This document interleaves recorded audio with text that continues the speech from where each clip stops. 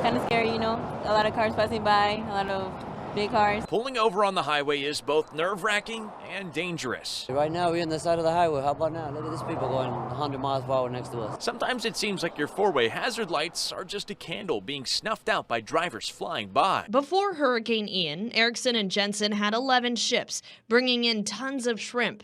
Now they only have 5. We are really struggling. From rebuilding the docks, Scabbing together some of that, trying to utilize it. to fixing up these massive boats. They basically had 2 options: pick someone to serve for the next year or hold a special election. Seeing a scene like this, a car with a cracked windshield, damage to the front end, and just feet away, a scooter laying on the pavement has him concerned. Ford rides a scooter regularly through this southeast Cape Coral neighborhood of Academy Boulevard and West Rotunda Parkway. That on Saturday night was closed off as investigators circled the scene of what looked to be a crash. Dozens upon dozens upon dozens of people that couldn't get into the convention center tonight, instead lining the streets of downtown Fort Myers. He didn't expect to dive in and find the fossil of a lifetime. You can hunt your whole life and not find anything like this. John Creetsolis isn't living in the past. He's looking for it. Around here, he's simply known as Captain John. The self-proclaimed fossil junkie says his addiction started early. As a kid, my grandmother took me to the library. They had a little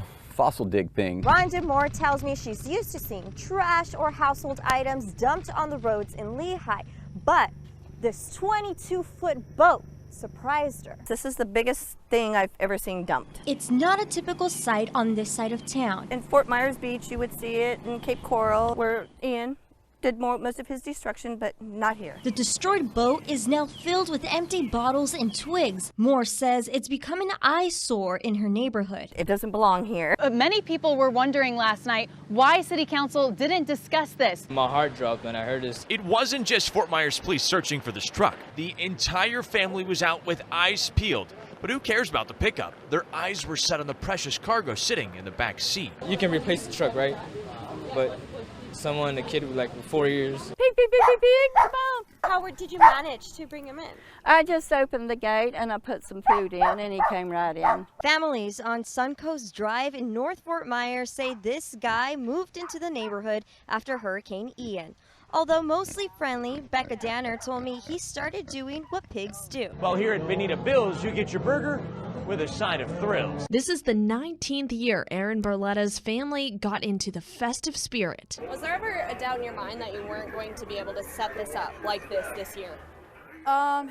Yes, because of the debris from the hurricane, we did not think we'd even be able to do it for the kids. Although debris was cleared up on their street, there are still safety hazards on other roads. But there is only a few things kids are worried about.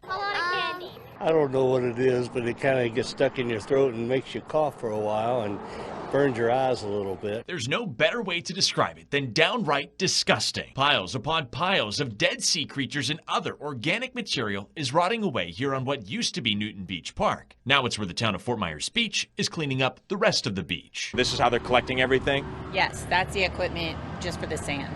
Yeah, there's a different piece of equipment for the rubbish.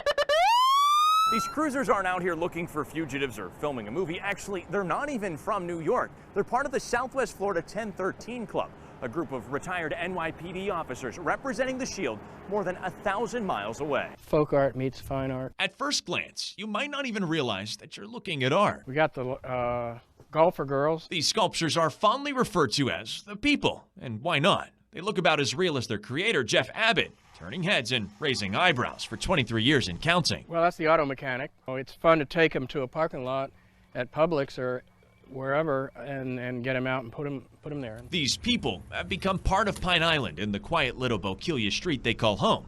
Abbott doesn't promote his work, but people always end up finding their way to see them. I've become friends with a lot of people that come here. If you couldn't tell by now, Jeff is just as creative as he is comedic. This is for long-distance communication. Well, you got security. You got to have security these days. That's kind of a self-portrait. So you got pissed on or pissed off. Where did it pop into your head to build something like this? I don't know. I just do it. You get my point, right? Each person has a story, dressed head to toe in detail.